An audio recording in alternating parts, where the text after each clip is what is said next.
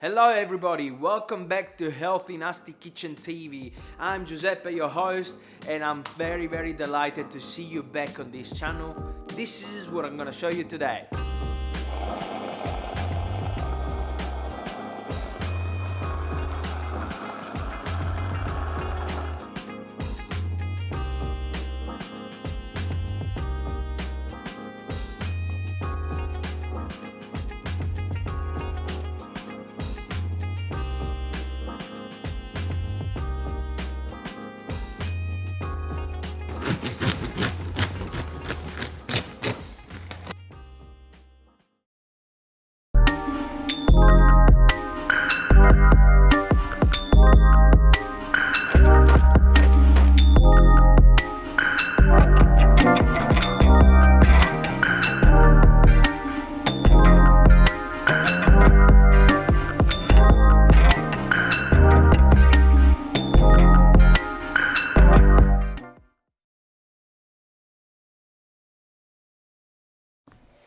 Welcome again to another episode of Healthy Nasty Kitchen TV.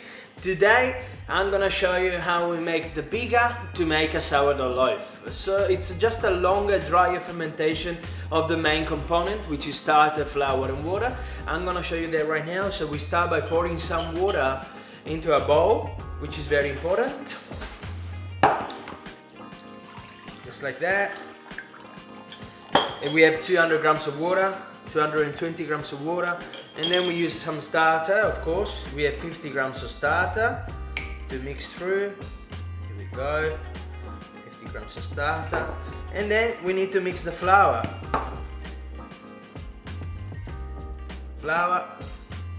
We got 400 grams of flour, 200 grams of water, 220, depends on your flavors, and then we have 50 grams of starter, and then we use a Danish spatula to mix it through, just like this.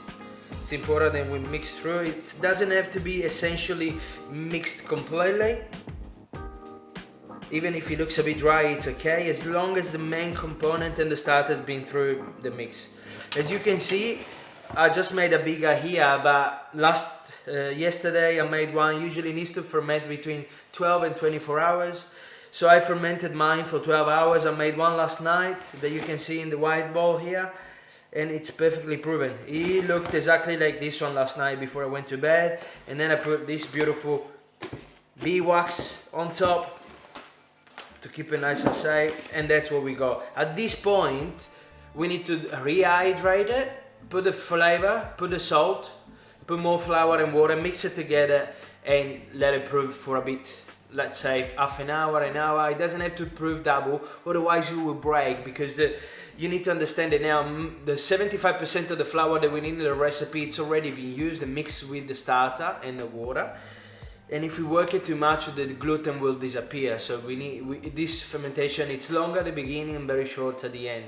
It's usually used for focaccias, baguettes, pizza, ciabattas, whatever you like. It's mainly to give a different flavor to your bread. We are going to add 110 grams of water.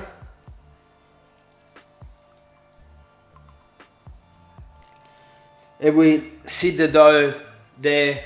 I put 130, it's okay. And then we let the dough sit for a bit, for 15 minutes, so it dehydrates again, and then we put the flour on top.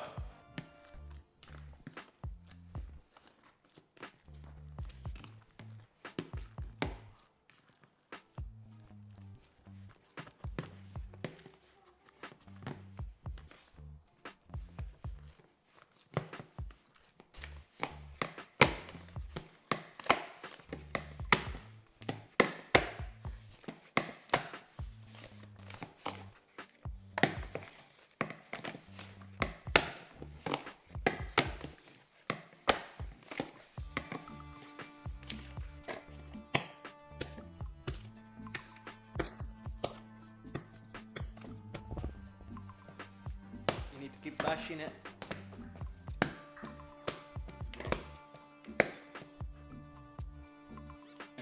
So, and then we put it into the bowl with 20 grams of olive oil.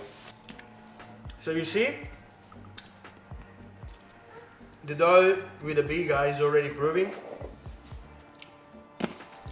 And now we're just gonna try and incorporate the oil that we put in there. So we give it a few folds here and there, just like this. Every half an hour.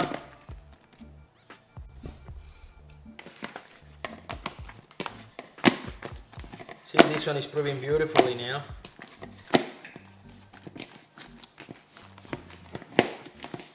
Yes, this is proving beautifully.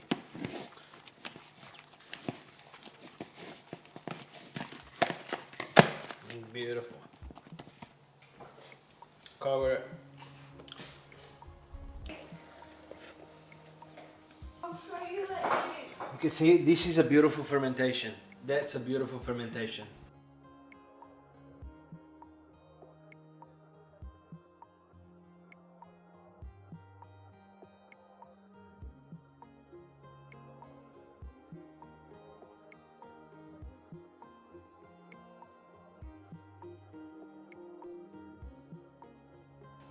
That looks beautiful.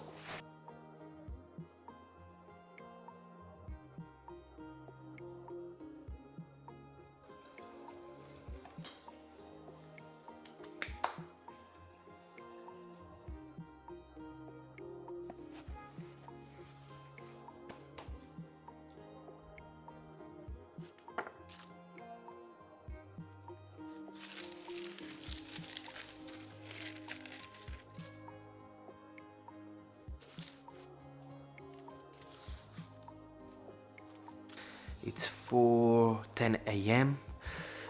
and I'm getting ready to go to work. I've done my exercise, I scored the bread, I put the bread in, and yes, I can't wait to show you this bread. Let's go and have a look. So I'm going out now. I don't know if you can see me, we are in the dark, but this beauty smells delicious. Let's go and have a look.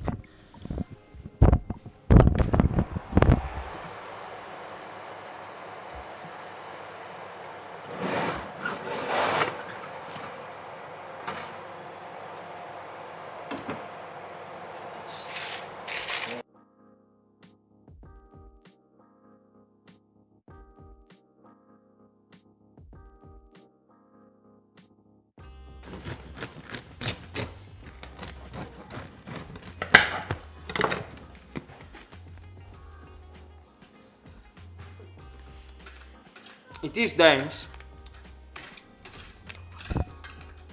but